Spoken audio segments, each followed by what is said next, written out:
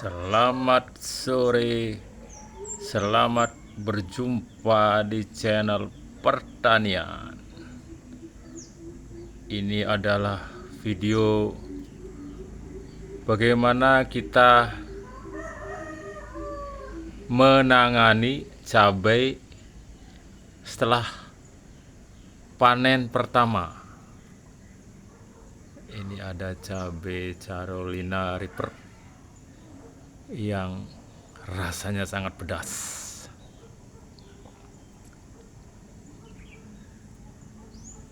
Ini cabai besar ya. Semua cabai-cabai yang saya tayangkan ini semua cabai ini tidak ada cabai asli ya. Ini semua persilangan. Hasil persilangan dikembangkan lagi, diteliti lagi, bagian yang bagus dipakai, bagian yang kurang bagus disingkirkan atau dibuang. Beberapa teman petani mungkin bertanya, bagaimana bisa dapat cabai sebesar ini ya? Ini cabai Carolina ini besar ya, besar ini. Ini juga cabai keriting. Ini ukurannya besar ini. Ya, coba kita lihat pada waktu kecilnya. Pada waktu kecil cabai ini sudah ukurannya besar. Jadi cabai ini walaupun dia hanya sebiji atau banyak, dia memang ukurannya besar. Ini kemungkinan cabai kuning, kemungkinan ya. Kita lihat bentuknya cabainya. Aneh memang. Sangat aneh. Belum ada di pasar dijual cabai begini. Ini mungkin persilangan berapa cabai ya yang ada di sini. Silangkan. Jadi kalau kita lihat ukurannya jauh sangat besar dibandingkan cabai biasa. Bukan karena pupuk. Kalau pupuk itu sudah pemupukan. Ada yang bertanya agar tidak salah persepsi ya. Pupuknya yang jelas pertama pupuk kandang. Apapun jenisnya, baik itu kotoran ayam jangan terlalu banyak ya. Yang bagus tuh kotoran kambing. Kohe kambing lah disebutnya itu. Setelah itu mulai agak besar kita kasih dengan NPK 1616. Nah, ini cabai kuning. Tuhan. Memang ukurannya sudah besar. Jadi besar ini bukan karena pupuk. Mohon maaf ya di sini. Bukan karena pupuk besarnya ini, tapi memang ukuran cabainya sudah besar. Nah, itu.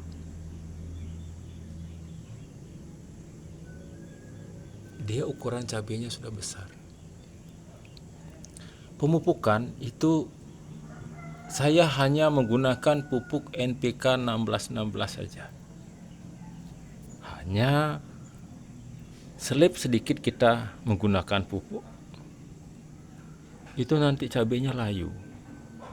Jadi kita hitung ya, kita hitung keperluan cabai kira-kira, apalagi dengan polybag yang seperti ini.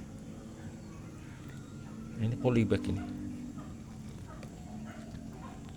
Seperti yang saya pernah tayangkan, kita hitung ininya, pupuknya, letakkan di salah satu sisi aja. Kenapa? Karena akar tuh menyebar semua di semua polybag itu. Ini kecil ya polybagnya. Kita lihat batangnya kecil sekali ini. Kita lihat sekarang. Nah, ini dia punya buah tadi. Wah, ini yang besar tadi itu. Memang dia sudah besar ukurannya. Jadi walaupun dia satu atau dua, dia sudah besar. Kalau cabai merah keriting ini, ya memang besar di ukurannya. Berbeda dengan cabai biasa. Apalagi cabai kuning ini banyak nih. Ini cabai ini pedas sekali ya, pedas. Sangat pedas. Nah, setelah saya coba teliti di rumah sendiri, ternyata cabai ini cocok untuk sayuran. Jadi kita campur dengan sayur, dan sayurannya itu pedas, sayur cabai lah itu. Jadi ini masih status untuk keperluan sendiri ya, masih saya kembangkan. Dan ini muncul jenis-jenis baru ya. Ini batangnya segini ya. Itu. Kalau kita lihat kemungkinan, tidak mungkin dia membuahkan sebesar gini. Kalau dikasih pupuk lebih, dia akan layu. Jadi memang ukuran cabainya besar. Nah kalau yang ini, kalau kita lihat dia pohonnya, buahnya agak banyak, kita segera pindahkan dari polybag ke ember ini. Kenapa? Sebenarnya pemberian nutrisi itu sama. Kalau kita dengan ember, itu dia lebih tahan panas. Panasnya itu bisa dikurangi dari tahanan dari ember itu, dan juga karena tanahnya agak banyak. Kalau polybag yang kecil, seperti yang tadi, yang ini, itu gampang panas ya, gampang layu. Sehari kita tidak siram, layu dia. Itu efek polybag. Jadi sebenarnya semakin bagus, semakin besar polybag, semakin bagus. Tapi semakin berat dia tanahnya itu, semakin banyak tanah. Kita perlu yang ringan, tapi dia gampang panas. Nah saya belum mencoba untuk menggunakan perairan otomatis ya, karena waktu belum ada. Ini hanya seperti saya katakan, masih sekedar koleksi, juga hobi ya. Itu. Jadi memang besar ukurannya. Itu. Ini belum ada di pasaran jenis ini. Kita lihat itu aneh. Nah, tapi di mana kita gunakan? Coba kita gunakan untuk sayur ya. Pas benar untuk sayur. Ya, sayurnya jadi pedas.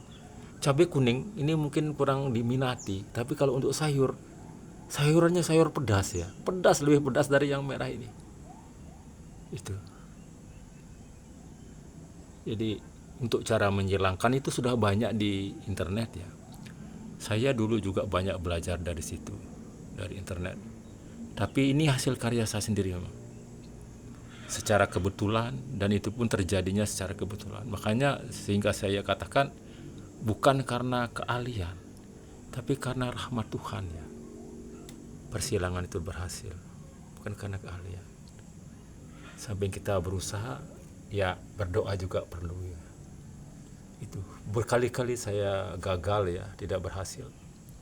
Tapi ada saatnya dia terjadi. Nah, dia memang ukurannya besar. Jadi ini bukan karena pupuk ya.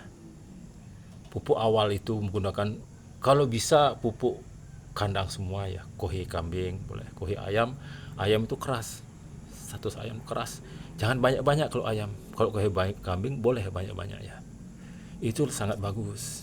Saya jarang punya kohe kambing, kadang-kadang saja ada yang banyak itu kohe ayam kampung. Saya siapkan sedikit awal-awalnya itu, kemudian saya lanjutkan dengan pupuk NPK 1616 yang dijual di pasar, yang harganya 20.000. Itu ada beberapa jenis ya. Jenis untuk berbuah pada saat berkembang, dan jenis pada saat berbuah. Pupuknya beda-beda, jangan sama. Begitu juga saya jelaskan pada video sebelumnya itu, alat penyemprotan juga beda-beda seperti ini. Nah ini belum panen ini, tapi yang ini sudah panen. Nah yang ini sudah panen ya, yang ini sudah panen. Ini sudah panen sekali. Begitu kita sudah panen, kita petik buah, langsung ganti obat semprot ya. Pakai obat semprot untuk yang pembasmi seperti kutu trip ya. Nah itu. Begitu dia perlu pertumbuhan, gunakan pembasmi kutu trip. Begitu dia mulai berbuah, gunakan pembasmi atau yang bisa menangkal lalat buah.